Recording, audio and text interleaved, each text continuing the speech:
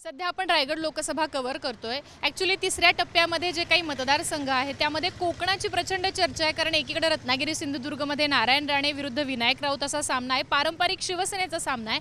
पण इकडे रायगडमध्ये राष्ट्रवादी अजित पवार गटाचे सुनील तटकरे आहेत आणि त्यांच्या विरोधात उद्धव बाळासाहेब ठाकरे गटाचे अनंत गीते आहेत. खरं तर सुनील तटकरे गेल्या वेळेचे खासदार आहेत, यंदा ते महायुतीसोबत आहेत, त्यामुळे बरीच समीकरणं सुद्धा बदललेली आहेत. या मतदारसंघामध्ये कुणबी आणि मुस्लिम मतांचं जे प्रमाण आहे ते मोठ्या प्रमाणावर आहे. आता आपण गोरेगाव या परिसरामध्ये आलेलो आहोत रायगडमध्ये. इथं काही मुस्लिम बहुल एरिया आहे, तिथं आता आपण फिरतोय, कारण जसं मी सुरुवातीला म्हटलं तसं मुस्लिम मतांचं प्रमाण खूप मोठ्या प्रमाणावर आहे. कुठंतरी हा मुस्लिम समाज काँग्रेस राष्ट्रवादीसोबत उभा राहतो असं म्हटलं जातं. मात्र सध्या उद्धव ठाकरे यांच्याबाबत जी लोकांची सहानुभूती आहे त्यांच्या पाठीमागे हा समाज उभा राहील अशाही चर्चा आहेत. पण लोकांच्या मनात काय ते आपण समजून घेऊयात. आता इथं माझ्यासोबत काही लोक आहेत, आपण त्यांच्याशी बोलूयात. तुमच्या रायगड लोकसभेमध्ये सध्या काय चालू आहे? आम्ही कव्हर करतोय. सुनील तटकरे आहेत, अनंत गीते. तुम्हाला काय वाटतं कोण इथं निवडून येईल? तटकरे साहेब 100%. का तुम्हाला असं वाटतं तटकरे? त्यांची कामं एवढी आहेत ना की तुम्ही मोजू शकत नाही, एवढी ह्या टप्प्यात त्यांची कामं आहेत. विकासाची कामं आहेत आणि भरपूर कामं केलीत त्यांनी इथं. पण आता सुनील तटकरे जे आहेत ते भाजपसोबत गेलेले, तर त्यांच्यावर टीका होताना दिसते भाजपसोबत गेले. काही हरकत नाही. काही कोण कुठं गेलं त्यांचं इम्पॉर्टंट नाही. आमच्या जर स्थानिक लेवलला जो काम चाललं आहे ते साहेबाशिवाय कोण काम करत नाही आणि त्यांच्याशिवाय आम्ही कुठं जाणार नाही सोडून. काही हो टटके साहेबाच जाणार जाऊ नये.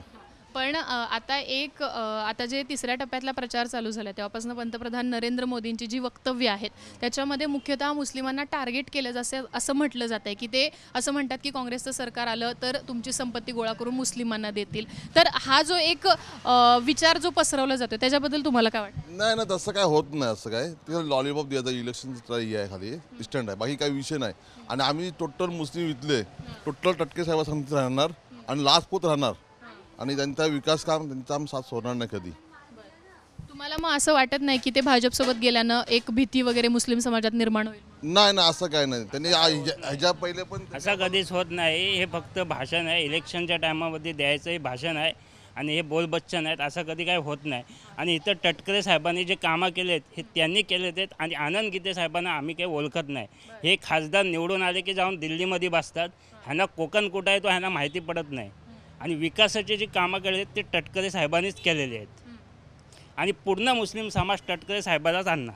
पण आता असं एक चालू आहे की मुस्लिम समाज जो आहे किंवा दलित समाज जो आहे तो मोदींच्या मागे न उभा राहता महाराष्ट्रात कुठेतरी उद्धव ठाकरेंच्या पाठीमागे उभा राहील. तर रायगडमध्ये तसं चित्र आहे का? नाही ना, असं काय नाही. इथे अफवा हवा आहे खाली झाली. टोटल रायगडला मुस्लिम समाज टटके साहेब. तुम्हाला नरेंद्र मोदींबद्दल काय वाटतं? नाही, नरेंद्र मोदी ते पडद्यामध्ये त्यांचा काही विषय नाही. आम्ही खालच्या लेवललाच आपलं काम चालू आहे, वरती काय आम्ही लक्ष देत नाही. लोक असं म्हणतात की ही निवडणूक जी ती मोदी विरुद्ध गांधी आहे ना, ती अशी स्थानिक लेवलची नाही आहे. नाही, इलेक्शनच्या वेळी बोलण्याचे हे शब्द असतात सर्वांचे, असं काही नाही. पण तटकरे साहेब हा आमचा एकमेव नेता आहे, आमचं काम केलेलं आहे आणि आम्ही त्यालाच निवडून देणार 100%. लोक इथले असाही आरोप करतात की घराणेशाही आहे तटकरेंच्या घरामध्ये, एवढे आमदार एवढे खासदार. घराणीशाही प्रत्येक ह्याच्यात सर्वांच्या इथं घराणीशाही चाललेली आहे. तर तटकऱ्यांच्या इथं घराणीशाही असं काही नाही. भरपूर लोकांच्या इथं घराणीशाही चाललेली आहे. म्हणजे तुम्हाला असं म्हणायचं की ते जरी महायुतीत गेले असले तरी तुम्हाला काही फरक पडत नाही. आमचं फक्त तटकरे साहेब, फक्त कामांच्या मुद्द्यावर. जिथं विकास आहे तिथं आम्ही आहेत आणि टटके साहेब ह्याच्या पहिले पण विकास केले ना, आता पण विकास चालू आहे.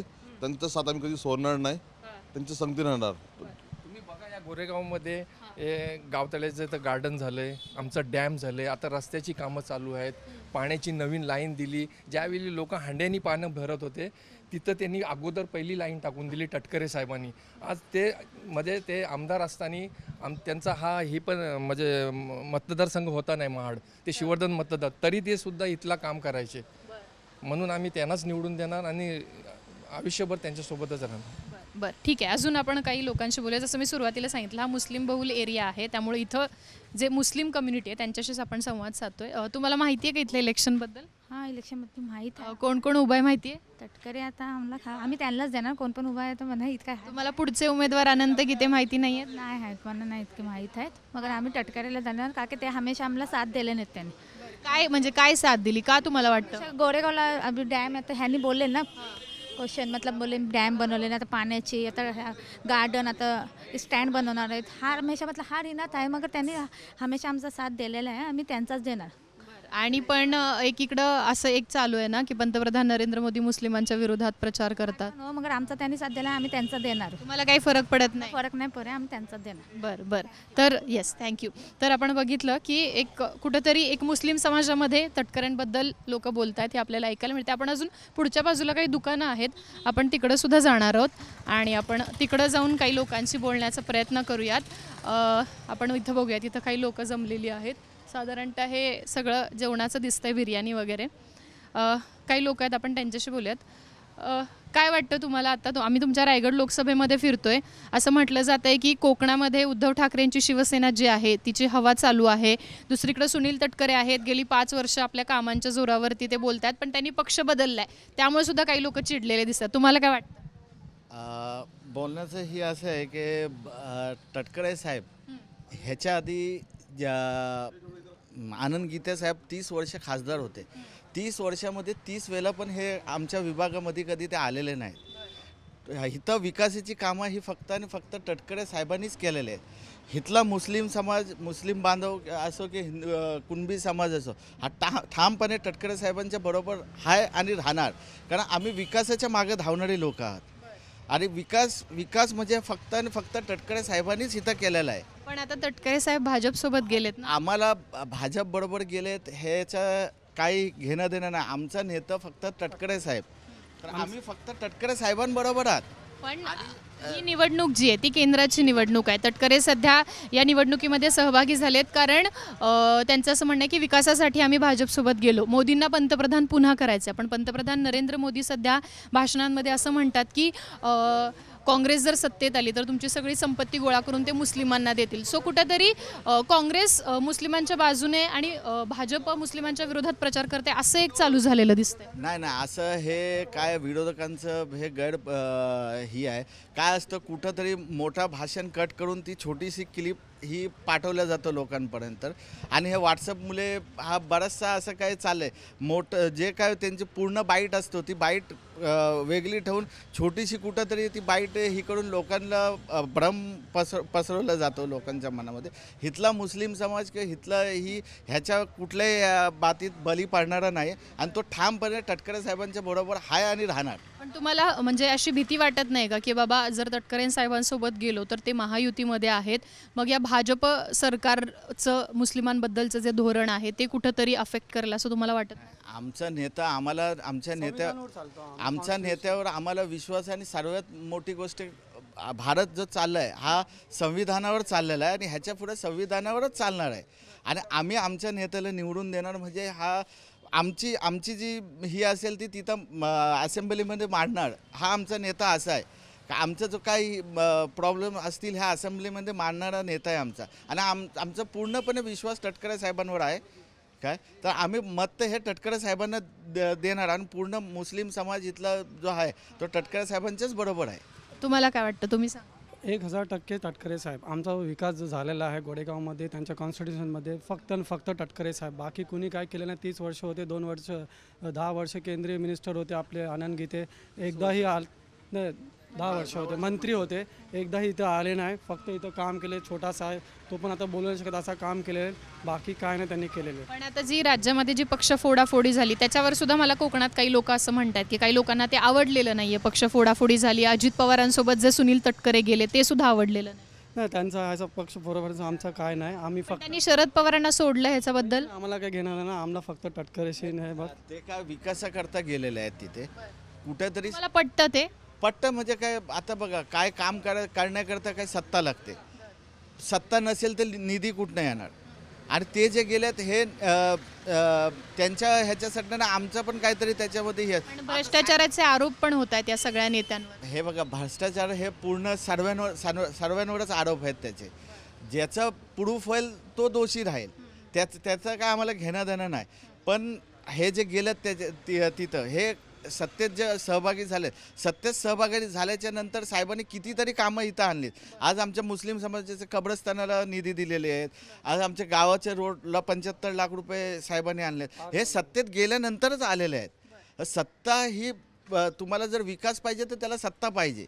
विरोधात राहून तुम्ही ही निधी कुठल्या आणू शकत नाही. आणि साहेबांनी जो हा निर्णय घेतला आहे, आम्ही पूर्णपणे त्यांच्या संगत यावं, त्यांचं समर्थन करतो. बरं, अजून आपण काही लोकांशी बोलूयात. आपण इकडं सुद्धा काही लोक तिथं थांबलेली आहेत. आपण त्यांच्याशी बोलूयात, त्यांना काय वाटतं ते आपण समजून घेऊयात. कारण आता इथं आपण बघितलं की तटकरेंच्या विकासावर सध्या लोक चर्चा करताना दिसतात. दादा, आम्ही आता रायगड लोकसभेमध्ये फिरतोय, आम्ही अंदाज घेतोय की लोकांच्या मनात काय आहे. आता तिथं अनंत गीते आहेत, सुनील तटकरे, तुम्हाला काय वाटतं कोण येईल इथं? येणार तर तटकरे साहेबच येणार. का असं वाटतं तटकरे? का त्यांनी गावात विकास केले, लई कामं केलेले आहेत. आनंद गीतेला आम्ही ओळखतच नाही. आज माझी खासदार होते ना ते 30 वर्ष. 30 वर्षे खासदार होते, पण मी त्याला ओळखतच नाही. कारण माझी वय 35 आहे. मी त्यांना गोरेगावमध्ये कधी बघितले नाही. ते विकास कसे पण खासदार हे दिल्लीमध्ये जाऊन प्रश्न मांडतात, तिथं काम करतात. पण कामं तर पण केली जातात ना. त्यांनी दाखवा गोरेगावमध्ये, या गोरेगावच्या परिसरामध्ये आजूबाजूला कुठं कामच नाही केलेत.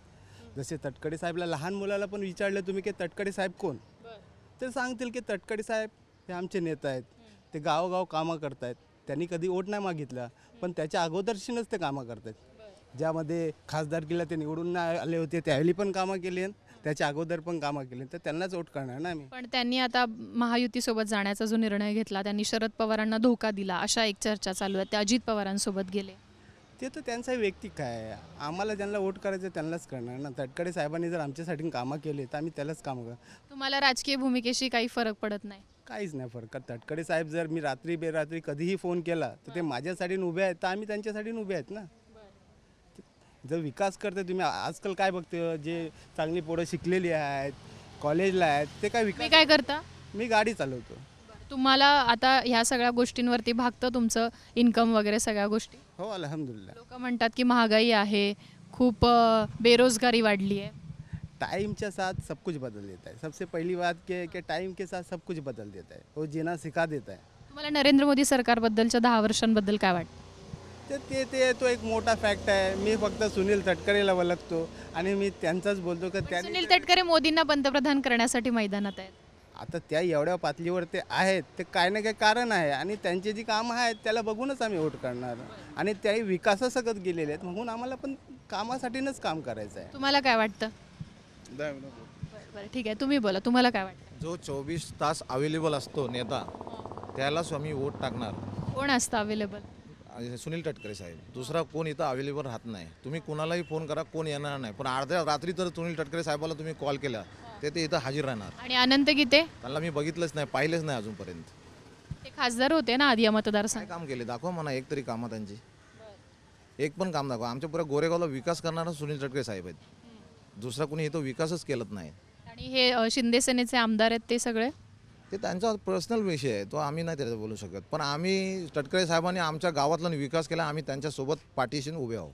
आणि आता जे म्हणतात की नरेंद्र मोदी मुस्लिमांच्या विरोधात वक्तव्य करतात किंवा एखाद्या समाजाला आता टार्गेट करतात किंवा हिंदुत्व, राम मंदिर हे जे मुद्दे आहेत ते देशपातळीवर खूप चर्चेत आहेत. त्यातनं कुठेतरी मुस्लिम समाज आता काँग्रेसच्या पाठीमागं उभं राहील असं म्हटलं जाते. त्याबद्दल साहेब आमच्यासाठी काम करत ना, आमच्या पाठीशी उभे आहेत ना खंबीरपणाने.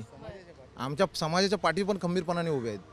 त्यांनी असं आम्हाला काही बोललेलं नाही. आणि त्यांचा विरोध त्यांनी असं मुसलमानाच्या खिलाफ पण अजून एक तरी भाषण दाखवा की मुसलमानाच्या खिलाफ त्यांनी एक तरी शब्द बोलला आहे. एक तरी विषय असा आहे काय? आनंद गीते तर इथं आलेतच नाही, प्रचाराला पण आलेत नाही, तर कसं म्हणून त्यांना वोट द्यायचा? म्हणजे तुम्हाला असं वाटतं की केंद्रीय पातळीवरती काही होत असेल पण सुनील तटकरे तुम्हाला सिक्युअर वाटतात की तो आमचा नेता आहे? ते निधी काढायची त्यांची ताकद पण आहे आणि इथं विकास करायची पण ताकद आहे. ते जरी भाजपसोबत असले तर मुस्लिमांवर अन्याय होऊ देणार नाहीत असं वाटतं? आम्हाला काही प्रॉब्लेम नाही. त्यांच्यावरती विश्वास? विश्वास आहे 100%. बरं. साधारणतः आपण बघितलं की जसं मी सुरुवातीलाच म्हणाले की इथं कुणबी समाज खूप मोठ्या प्रमाणात आहे. अनंत गीते स्वतः कुणबी समाजातून येतात, त्यामुळे कुठेतरी कुणबी मतं त्यांच्या पाठीमागं उभं राहील असं बोललं जाते. मुस्लिम समाज गेल्या काही निवडणुकांमध्ये तटकरेंच्या पाठीशी होता, पण आत्ता ते महायुतीत गेल्यामुळं मुस्लिम समाजसुद्धा डायव्हर्ट होईल, उद्धव ठाकरेंच्या पाठीमागं उभा राहील, अनंत गीतेंच्या पाठीमागं उभं राहील अशी एक चर्चा होती. पण आता मी ज्या या मुस्लिम कम्युनिटीशी बोलले त्याच्यानंतर असं लक्षात येतं की कुठेतरी इथं पक्ष फोडाफोडी झाली. सुनील तटकरे अजितदादांसोबत गेले किंवा सुनील तटकरे महायुतीत गेले, सुनील तटकरे नरेंद्र मोदींसोबत आहेत. या सगळ्या गोष्टींपेक्षा सुनील तटकरे हे इथले खासदार आहेत, ते आमच्यासाठी उपलब्ध असतात, ते विकास कामं करतात, ते समाजाच्या पाठीशी उभे आहेत. या गोष्टीवरती मुळात स्थानिक मुद्द्यावरती इथं जास्त भर असलेला दिसतो. त्यामुळं साधारणतः लोक तटकरेंच्या बाजूने बोलताना दिसतात. आपण आणखी रायगडचे बरेच भाग कव्हर करणार आहोत, जिथनं आपल्याला कळेल की नक्की इथं कोणाची हवा चालू येते. बाकी तुम्हाला एपिसोड कसा वाटला आम्हाला कमेंट बॉक्समध्ये लिहून नक्की कळवा आणि हवा कोणाची हा बोल भिडूचा कार्यक्रम नक्की बघत राहा.